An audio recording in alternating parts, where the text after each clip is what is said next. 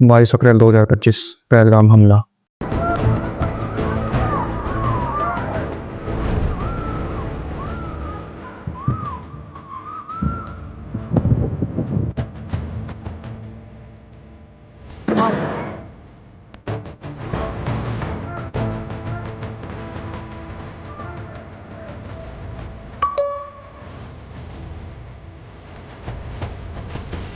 ये हमला 5 आतंकवादियों ने किया था, जिनके नाम थे अली भाई उर्फ ताला, हाफिज़ फौजी उर्फ मूसा पाकिस्तान से, सुलेमान शाह पाकिस्तान से, आदिल गोरी ठोकर कश्मीर से और आसान पुलवामा से। आतंकवादी हाफिज़ फौजी और ये जो आदिल भाई है, ये पिछले 2 साल से हिंदुस्तान में था और आम लोगों के बीच में एक आम लोगों की तरह ही काम करता था और किसी को नहीं पता था कि ये टेररिस्ट है जो कि पाकिस्तान से आया। और ये जो आदिल गोरी था, अगर पुलिस रिकॉर्ड की माने तो ये साउथ कश्मीर के अनंतनाग जिले के गुरे गांव का रहने वाला था, जो कि 2018 में पाकिस्तान गया। पाकिस्तान जाने के बाद ये वहाँ से मिलिटेंट ट्रेनिंग लेता है। मिलिटेंट ट्रेनिंग लेने के बाद ये 2024 में हिंदुस्तान वापस आता है और आने के बाद ये वहाँ पे एक्टिवली OGW के रूप में काम करता है। पुलिस इन्वेस्टिगेशन की माने तो मूसा सितंबर 2023 में हिंदुस्तान आ गया था और ये कश्मीर के बडगांव ज़िले में एक्टिवली काम कर रहा था। जबकि जो ये आदिल भाई है, ये अली भाई उसके बाद मूसा के बाद हिंदुस्तान आया है और ये कश्मीर के श्रीनगर के बाहरी इलाके में एक दाचीगाम जंगल है, दाचीगाम जंगलों में काम किया करता था। इन दोनों आतंकवादियों को तकरीबन 15 लोगों ने हेल्प करी थी। 15 जो लोकल्स हैं, कश्मीर के जो लोकल्स लोग हैं, उन्होंने हेल्प करी थी। इसका जिक्र मैं भी थोड़ी देर में करूँगा और एक एक लोग जो लोग इस अटैक में शामिल थे, जो लोकल्स जिन्होंने हेल्प करी है इन लोगों की, वो जो शामिल है उनके बारे में बात करूँगा और मैं कोशिश करूँगा उन लोगों के बारे में समझाने की और बताने की। पहले हम ये समझ लेते हैं अटैक हुआ क्यों है और ये अटैक करा किसने है, कौन कौन इसके पीछे मास्टरमाइंड है। कोई बार हम समझते हैं, पूरी डिटेल्स के साथ समझेंगे क्या हुआ था, कैसे हुआ था, क्यों हुआ था। शेख शहजाद गुल और सैफुल्ला कसूरी।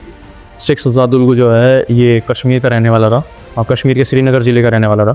सैफुल्ला कसूरी पाकिस्तान का रहने वाला है। ठीक है, पहले हम बात कर लेते हैं शेख शहजाद गुल के बारे में। शेख शहजाद गुल लश्कर तैयबा के प्रॉक्सी ग्रुप TRF का एक सीनियर कमांडर है। गुल का जन्म 1974 में श्रीनगर के नवाबाजाद शाह मोहल्ले में हुआ था। इसने अपनी स्कूलिंग श्रीनगर के नेशनल स्कूल से इसने अपनी स्कूलिंग करी है। उसके बाद ये 1996 में श्री प्रताप कॉलेज जो कि श्रीनगर में है, वहाँ से इसने अपनी BSc कंप्लीट करी। 1999 में ये बेंगलोर जाता है। एशिया पैसिफिक ओपन इंस्टीट्यूट से इसने अपनी MBA क्लियर करी। इसी दौरान इससे कुछ लिंक बने थे जो कि लश्कर तैयबा और हिजबुल्लाह मुजाहिदीन के जो लोग हैं उनसे इसके कुछ लिंक बने और ये वहाँ से इसकी आतंकी यात्रा शुरू हुई। अब हम बात करते हैं सैफुल्ला कसूरी के बारे में। Saifullah Kasuri main mastermind behind the Pahalgam attack. ये लश्कर तैयबा का एक सीनियर कमांडर भी है और जो लश्कर का जो फाउंडर है हासिफ सईद, उसका ही बहुत करीबी। NIA की माने तो अभी ये फिलहाल TRF को भी लीड कर रहा है। TRF वही जिसने हमले की जिम्मेवारी ली थी। 22 अप्रैल को हमला हुआ था। 22 अप्रैल को TRF ने इस हमले की जिम्मेवारी ली थी। 26 अप्रैल को TRF ने इनकार कर दिया था, बोले कि हमला हमने नहीं किया और ये हमारा सोशल मीडिया हैक हो गया था जिसको कि इंडिया ने हैक किया है और ये पोस्ट भी इंडिया ने ही डाली थी अपने साइबर साइट्स के थ्रू। अब हम समझ लेते हैं कि TRF ने पहले इस चीज़ को एक्सेप्ट किया कि हाँ हमने अटैक किया है, उसके बाद इन्होंने डिनाई क्यों किया कि हमने अटैक नहीं किया है। ये हम थोड़ा समझते हैं इस चीज़ को। 22 अप्रैल जिस दिन ये अटैक हुआ था, उस दिन अटैक होने के 3-4-5 घंटे बाद इन्होंने हमले की जिम्मेवारी ले ली थी। तो 26 अप्रैल ठीक 4 दिन बाद इस हमले से इनकार कर दिया गया। जिस दिन ये हमला हुआ था, हमले के तुरंत बाद हिंदुस्तान ने पाकिस्तान का नाम देते हुए कहा था कि इस हमले के पीछे पाकिस्तान भी शामिल है। इसी दौरान सितंबर 2024 को पाकिस्तान ने IMF में लोन के लिए अप्लाई किया हुआ था। अगर हिंदुस्तान वहाँ पे ये बात साबित कर देगा हमले के पीछे पाकिस्तान भी है, तो पाकिस्तान को कोई लोन नहीं देगा, ना ही तो वो वर्ल्ड बैंक देगा, ना ही तो वो IMF देगा। इस डर की वजह से पाकिस्तान ने TRF को इनकार करने के लिए कहा और TRF में इनकार करा भी। अगर TRF इनकार नहीं करता तो उसके सीधे लिंक पाकिस्तान से जुड़ते और पाकिस्तान को, जैसे कि मैंने अभी आपको बताया, कोई लोन नहीं देता। मगर फिर भी 9 मई 2025 को IMF ने पाकिस्तान का लोन अप्रूव कर दिया $1 बिलियन का 11 नई शर्तों के साथ। और इसकी कई निंदा करी है हिंदुस्तान ने। इस अटैक के पीछे ISI और पाकिस्तानी फोर्सेस भी शामिल है। ये बात मैं क्यों बोल पा रहा हूँ, अभी हम 2 मिनट समझ लें ये बात मैं क्यों बोल पा रहा हूँ। 16 अप्रैल 2025 को पाकिस्तान के इस्लामाबाद में पूरी मीडिया के सामने पाकिस्तानी जनरल आसिम मुनीर एक भाषण देता है जिसमें वो हिंदुओं के लिए और हिंदुस्तान के लिए जहर उगलता है। पाकिस्तान की कहानी अपने बच्चों को जो है आपने जरूर सुनानी है। ताकि वो पाकिस्तान की कहानी ना भूलें. Well, our forefathers they thought that we are different from the Hindus in every possible aspect of life. Our religion is different, our customs are different, our traditions are different, our thoughts are different, our ambitions are different. That was the foundation of the two nation theory that was laid there. That we are two nations, we are not one nation. इसके ठीक कुछ दिन बाद 29 मई 2025 को जो ये सैफुल्ला कसूरी है, ये पाकिस्तान के लाहौर में एक रैली ज्वाइन करता है जिसमें कि आईएसआई के सीनियर ऑफिसर्स और जो पाकिस्तानी फोर्सेस के सीनियर ऑफिसर्स भी शामिल थे, जिसमें ये एक मंच पे खड़े होकर के हिंदुस्तान के लिए जहर उभर और ये बात साबित करती है कि पाकिस्तान भी इस अटैक के पीछे शामिल था। Saifullah Qasuri has resurfaced publicly this time at an anti-India rally in Pakistan. Qasuri was seen sharing the stage with political leaders and wanted terrorists, including Talha Saeed, the son of Lashkar-e-Toiba founder Hafiz Saeed. The event held on Yom-e-Takbir, Pakistan's nuclear commemoration day, turned into a platform for jihadists, their slogans and anti-India rhetoric. Despite mounting evidence and India naming him as a key conspirator behind Pahalgam attack, Qasuri apparently openly took the stage with no apparent action.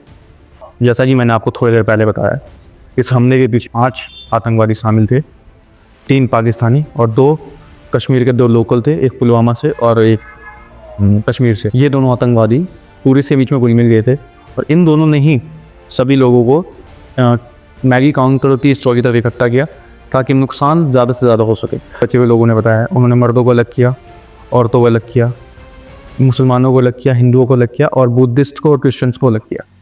मुसलमानों को जाने दिया गया, Hindu, Buddhist और Christian उनको गोली मार दी गई। कुछ केसेस में देखा गया है कि कुछ लोगों की पैंट उतार के खतना चेक किया गया, खतना ना मिलने पर गोली मार दिया गया और कुछ को कलमा भी पढ़ने को बोला गया। जिन लोगों ने कलमा पढ़ दिया है उनकी भी पैंट उतार के चेक करा गया है कि उनका खतना हुआ है कि नहीं हुआ। अगर खतना ना मिला तो उनको गोली मार दी गई है। मरने वाला में से एक बहादुर कश्मीरी भी था जो आतंकवादियों से बंदूक छीनने की कोशिश में मारा गया। ये कुछ 14 नाम हैं जो कि OGW वर्कर्स के रूप में काम कर रहे थे और जिनका हाथ इस हमले के पीछे भी है, जिनमें से 6 लोगों को इंडियन फोर्सेस न्यूट्रलाइज कर चुकी है ऑलरेडी और बाकी के लोग जो अभी हैं एक्टिव हैं। पहले हम समझ लेते जो लोग एक्टिव हैं वो कहाँ पे एक्टिव है, उनकी उम्र क्या है, नाम क्या है। आदिल रहमान डेंटो 21 साल का टेररिस्ट जो कि 2021 से लश्कर-ए-तैयबा के लिए काम कर रहा है और सुपोर ज़िला, कश्मीर के सुपोर ज़िला में एक्टिवली काम कर रहा है। हरीश नादिर 20 साल का आतंकवादी जो LET के लिए एक्टिवली 2021 से काम कर रहा है। आसिफ अहमद खान 24 साल का आतंकवादी शोपिया ज़िले में एक्टिव है और ये 2015 से हिजबुल्लाह मुजाहिदीन के लिए काम कर रहा है। नज़ीर अहमद वानी 21 साल का आतंकवादी है, ये भी हिजबुल्लाह मुजाहिदीन के लिए काम कर रहा है सुपोर ज़िले में। नसीर अहमद वानी 21 साल का आतंकवादी है, ये भी शोपिया ज़िले में भी एक्टिव है और ये LET के लिए काम कर रहा है। आमिर अहमद दार 2023 से एक्टिवली काम कर रहा है LET के लिए शोपिया ज़िले में। ज़ुबैर अहमद वानी ये 39 साल तक खूंखार आतंकवादी है जिसको कि A+ कैटेगरी में कंसीडर किया गया है। ये कैटेगरी होती है जो कि दर्शाती है कि आतंकवादी कितना खतरनाक है। ये इसको A+ कैटेगरी में कंसीडर किया गया है और ये 2018 से लेकर अब तक जितने भी अटैक हुए हैं फोर्सेस के ऊपर उसमें ये शामिल था। नूर राशिद ये अनंतनाग का एक्टिव मिलिटेंट है जो कि हिजबुल्लाह मुजाहिदीन के साथ काम कर रहा है और 2018 से अभी तक एक्टिव।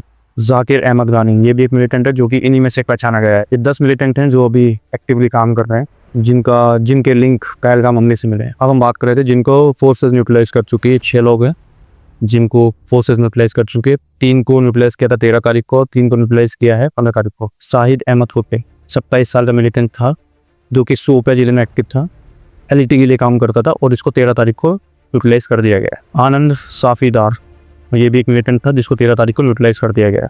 एहसान अहमद शेख LET का एक मिलिटेंट था जिसको 13 तारीख को न्यूट्रलाइज कर दिया गया। आमर नजरवानी 20 साल का एक मिलिटेंट है जो कि पुलवामा में एक्टिवली काम कर रहा था और जैसे मोहम्मद के लिए भी काम कर रहा था और इसको 15 मई को न्यूट्रलाइज कर दिया गया। यावर अहमद भट्ट पुलवामा का एक आतंकवादी था जो कि जैसे मोहम्मद के साथ जुड़ा हुआ था, इसको भी 15 तारीख को न्यूट्रलाइज कर दिया गया। आसिफ अहमद शेख 28 साल का मिलिटेंट था जो कि अवंतीपुरा जिले में एक्टिव था, इसको भी 15 तारीख को न्यूट्रलाइज कर दिया गया। कुछ न्यूज़ आर्टिकल्स की माने तो ISI और लश्कर-ए-तैयबा मिलकर इस हमले की पिछले 3 महीने से प्लानिंग कर रहे थे जिसका जिक्र मैं अभी थोड़ी देर में करूँगा। पूरे स्पॉट पर हमले की जानकारी एजेंसी को मिली थी इसमें श्रीनगर के कई टूरिस्ट इलाकों को निशाना बनाया गया था, लेकिन एजेंसी ने उसको सीरियसली नहीं लिया, जिसकी वजह से ये हमला हुआ। जो भी आतंकी थे जिन्होंने पहलगाम हमले में हमला किया है, इनके पास AK-47 और M4 राइफल थी। आमतौर पर M4 राइफल किसी भी मिलिटेंट के पास नहीं होती, AK-47 नहीं होती ज़्यादातर, क्योंकि M4 राइफल बहुत एक्सपेंसिव भी है और बहुत महंगी है, राइट। और ये राइफल इन आतंकवादियों के पास कहाँ से आई, एक सोचने का विषय। आतंकवादी हमले से पहले काफ़ी दिन पहले ही कश्मीर में एंटर कर चुके थे और इन्होंने पहले टारगेट एक होटल को बनाया था, श्रीनगर के एक होटल को बनाया था। फिर सडनली प्लान चेंज करके बैसन घाटी को बनाया। और ये प्लान चेंज क्यों हुआ, ये दिन थोड़े दिन में भी समझेंगे प्लान चेंज क्यों हुआ सडनली। आसिफ मूसा जो कि आतंकवादी है और पाकिस्तानी सेना का एक्स पैरा कमांडो भी है, जिसका खुलासा अभी हाल फिलहाल में ही हुआ है। उस टाइम पहले आतंकवादी हमले से कुछ दिन पहले त्राल में देखा गया था कुछ आतंकवादियों के साथ। जिसको नहीं पता मैं बता दूं, त्राल एक जगह है जो कि पुलवामा और कश्मीर के बीच का एक कस्बा है, जहाँ पे इस आतंकवादी को देखा गया था, मूसा को। ये एक बहुत बड़ा सवाल है कि जब हमला हुआ था तो फोर्स कहाँ पे थी, फोर्स उस टाइम पे क्या करती थी।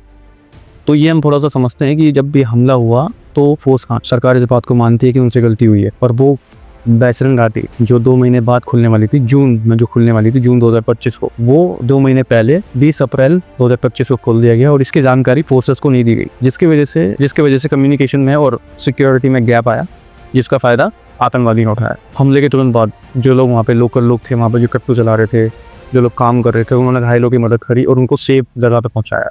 अगर इन लोकल लोगों की माने तो हमला होने के 1.5 से 2 घंटे बाद वहाँ पे पुलिस और फोर्सेस पहुंची। अभी जैसा कि मैंने आपको बोला था कि हम समझेंगे कि ये सडनली ये प्लान चेंज क्यों हुआ। पहले उन्होंने एक होटल को टारगेट बनाया था, फिर ये एकदम से टारगेट चेंज क्यों किया गया, क्योंकि उनको ये चीज़ लीक हो गई थी कि फोर्सेस को इसकी इन्फॉर्मेशन नहीं है, क्योंकि ये लोग जो OGW हैं, ये लोग वहाँ की रेकी कर रहे थे और उन्हें देखा कि यहाँ पे फोर्सेस नहीं है। तो सडनली उस प्लान को चेंज करके ये लोग बैसन घाटी की तरफ बढ़े और वहाँ पे ये हादसा हुआ, जिसमें 26 लोगों की जान गई। हम समझते हैं कि हमले के पीछे का मकसद क्या था, क्या रीज़न था, क्यों ये हमला हुआ।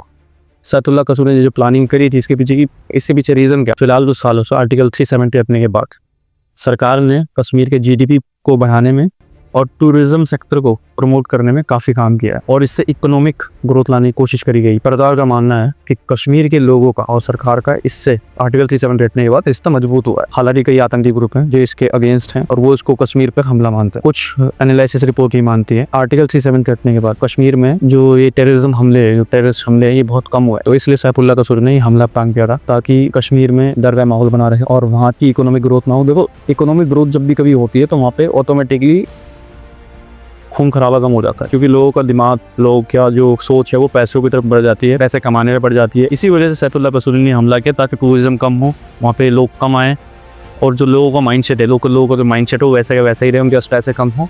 और क्योंकि जो ऑर्गेनाइजेशन है, जो लोग हैं, ये TRF हो गया, लश्कर तैयबा हो गया, हिज़्बुल्लाह मुजाहिदीन हो गया, ये जितने भी टेररिस्ट ऑर्गेनाइजेशन है, ये जो लोगों को हायर करते हैं उन्हें पैसा देती है। अल्टीमेटली गेल जो है वो सारा पैसा है और कश्मीर में ही पैसा नहीं आने देना चाहते ताकि लोगों के माइंडसेट वैसे ही परेशान होकर के लोग टेररिज्म की तरफ जाएं। यही मुद्दा है।